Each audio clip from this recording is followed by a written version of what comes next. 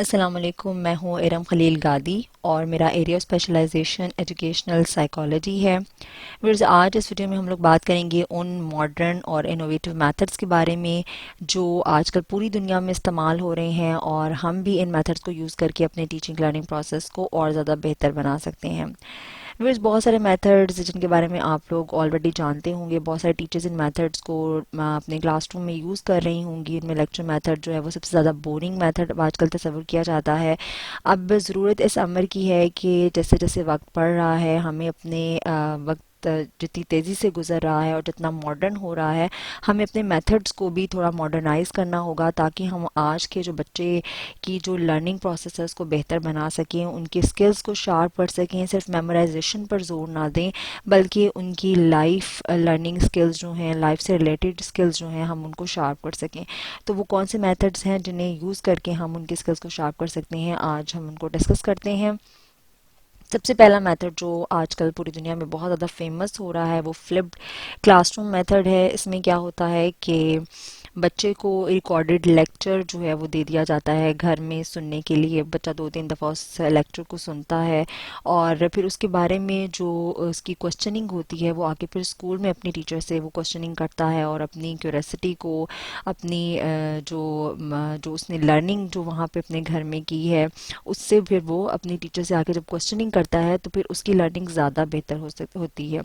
اس سے یہ ہوتا ہے کہ جب کلاس روم میں بچہ ہوتا ہے تو وہ ٹیچر ایک دفعہ لیکچر میتھڈ دے دیتی ہیں تو وہ بچہ سنتا ہے، کچھ کو سمجھ آتی ہے، کچھ کو نہیں سمجھ آتی، لیکن جب گھر میں وہ 2-3 بار اس لیکچر کو دیکھتا ہے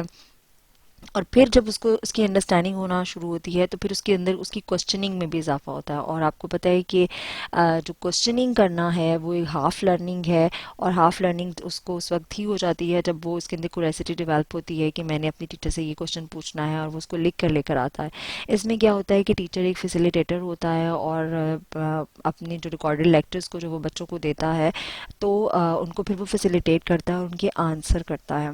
اگر گھر میں بچوں کو فیسلٹی نہ ہو تو آپ اسکول میں بھی ان کو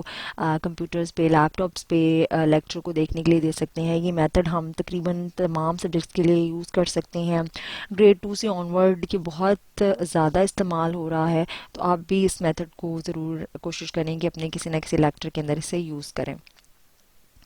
ڈائریکٹ میتھڈ کو بہت سارے ٹیچرز استعمال کر رہی ہیں، بہت پرانا میتھڈ بھی ہے، لیکن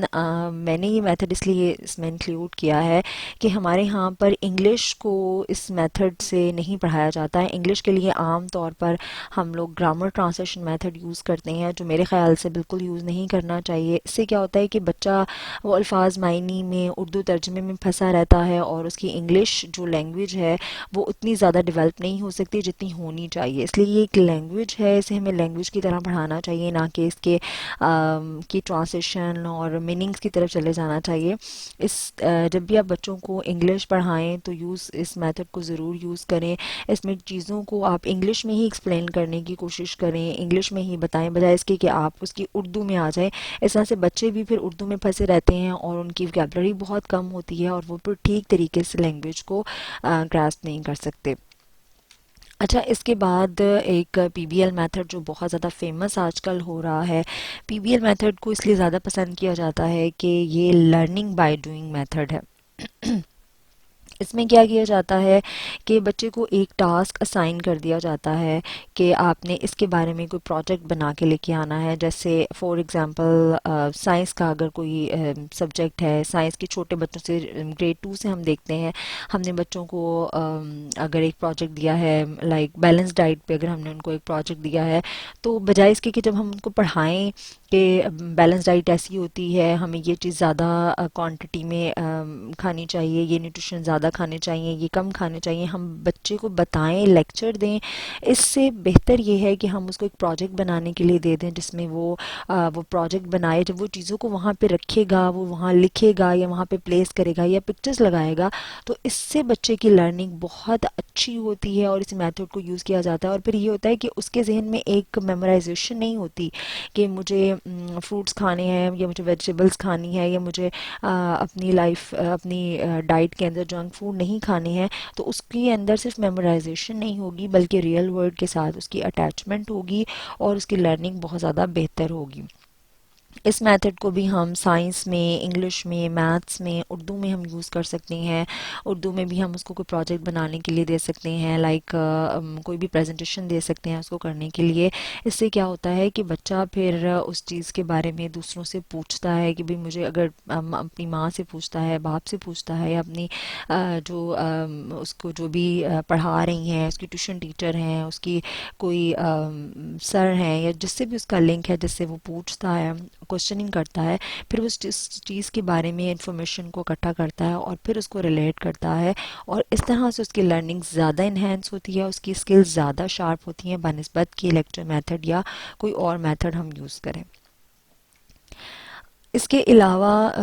کوآپریٹیو لرننگ میتھڈ جو ہے وہ بہت زیادہ آج کل استعمال ہو رہا ہے. ماڈرن ورلڈ اس کو یوز کر رہا ہے کہ بچے کو، آج کے بچے کو دوسروں کے ساتھ مل جل کر کام کرنے کی عادت ہونی چاہیے، اسے پتہ ہونا چاہیے کہ میں نے کیسے کام کرنا ہے. اور بہت سارے بچے جب آپس میں مل کے کام کرتے ہیں تو ان کی اٹینشن لیول جو ہے وہ بھی انکریز ہوتا ہے. اس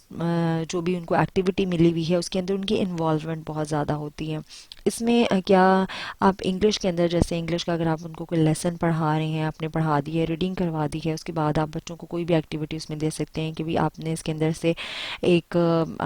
جو گروپ ہے اس نے اس کے اندر سے ناؤنس کو پک اپ کرنا ہے، اور ایک گروپ ہے اس نے ورب کو پک اپ کرنا ہے یا ایڈجیکٹو کو پک اپ کرنا ہے.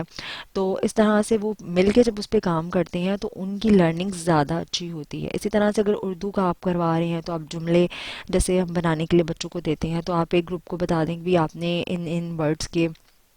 جملے بنانے ہیں، دوسرے گروپ کو آپ نے کوئی اور ورڈ سے دیے جملے بنانے کے لیے. اس طرح سے جب وہ مل کے وہ جملے بناتے ہیں ان کی لرننگ اس طرح سے زیادہ بہتر ہوتی ہے بنسبت اس کے کہ ہم بچوں کو بورڈ پہ لکھ کے دے دیں اور بچے اس کو ایز اٹ از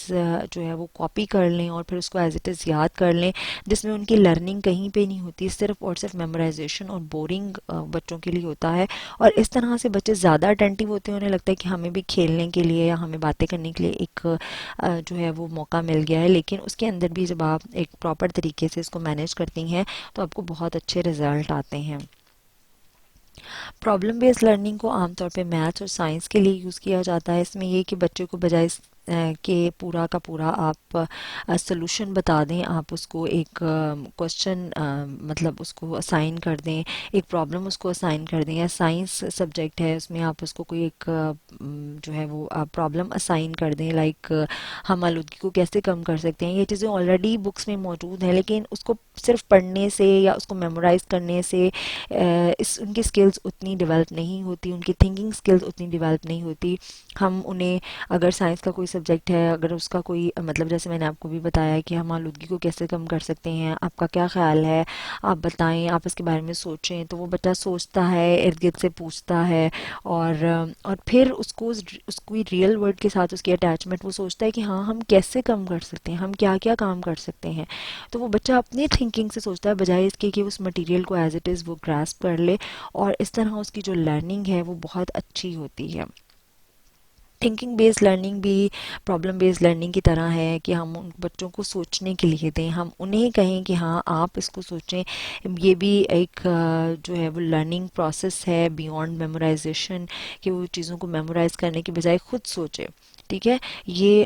بچے جب سینٹینسز بنا رہے ہوتے ہیں، یا بچے جب کوشچننگ آنسر کوشچنز کی ایکسرسائزز کر رہے ہوتے ہیں یا بلینکس کی ایکسرسائزز کر رہی ہوتی ہیں، تو ٹیچرز کوشش کریں کہ بجائے اس کے انہیں خود سارا فیڈ کریں، انہیں خود سارا کا سارا مٹیریل پرووائڈ کریں، انہیں کہیں کہ ہاں بھائی آپ نے یہ چیپٹر کی ریڈنگ کی ہے، آپ اب خود جو ہے وہ سارا یہ سولو کرو، اور آپ ان کو فیسیلیٹیٹ کریں، ان کا چیک کریں اور دیکھیں کہ ہاں بچے کے آنسرز ٹھیک ہیں یا نہیں. وہاں پہ آپ انہیں فیسیلیٹیٹ کریں بجائے اس کے کہ آپ ان کو ایک پکی پکائی کھیر بچوں کو بنا کے دے دیں. اس طرح سے ان کی لرننگ پروسیس، ان کی جو سکلز ہیں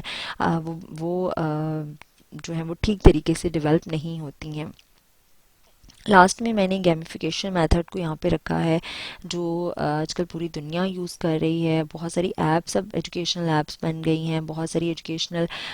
جو ہیں وہ گیمز ایسی بن گئی ہیں. بچے آپ کو پتہ ہے کہ شروع سے ہی گیمز میں بہت زیادہ انٹرسٹ لیتے ہیں، اور اگر ہم ان کو گیمز کے ذریعے سے ان کی لرننگ کروائیں تو اس سے زیادہ بہتر اور کچھ بھی نہیں ہو سکتا. اور بچے اس میں بہت انٹرسٹ لیتے ہیں. اب English, math, science, phonics, sports کے لیے بہت ساری گیمز گیمز آ چکی ہیں جو آپ یوز کر سکتے ہیں. نیٹ سے سرچ کر سکتے ہیں کہ کون سی گیم یا کون سی ایپ جو ہے وہ